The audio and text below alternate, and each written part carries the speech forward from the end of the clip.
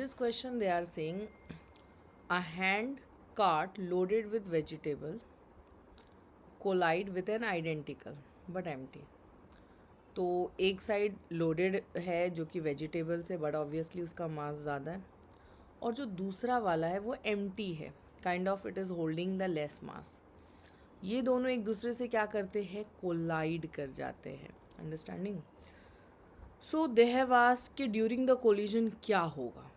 Okay, you might be wondering जो ज़्यादा मास है वो उसको ज़्यादा उससे पुश करेगा, और काइंड ऑफ ऐसा कुछ तुम्हारे माइंड में आ रहा होगा.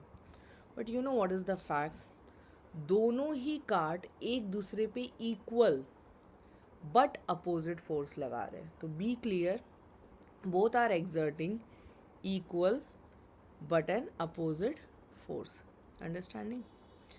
अच्छा, क्या एम्प्टी और मोर मास से कुछ फ़र्क नहीं पड़ेगा? फ़र्क पड़ेगा, बट काइंड ऑफ कैसा फ़र्क पड़ेगा कि कोलिजन के बाद जो एम्प्टी वाला है उसको रुकने में ज़्यादा टाइम लगेगा. अंडरस्टैंडिंग.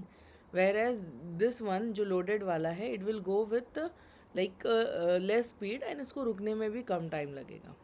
तो this is the difference. Equal and opposite force लगेंगे.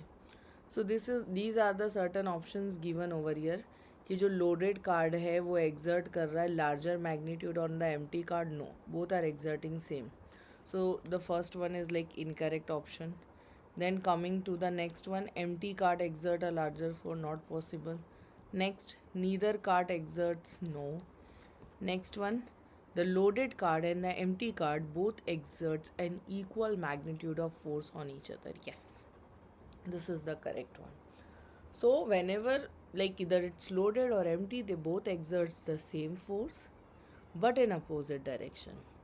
क्या इसका वो होगा, जो एम्प्टी होगा, जो लेस मास वाला होगा, उसको ज़्यादा time like it will be moving with a more speed, so it will be taking more time to come to like rest. तो that is the difference you can see. Fine, I hope it is clear. Thank you.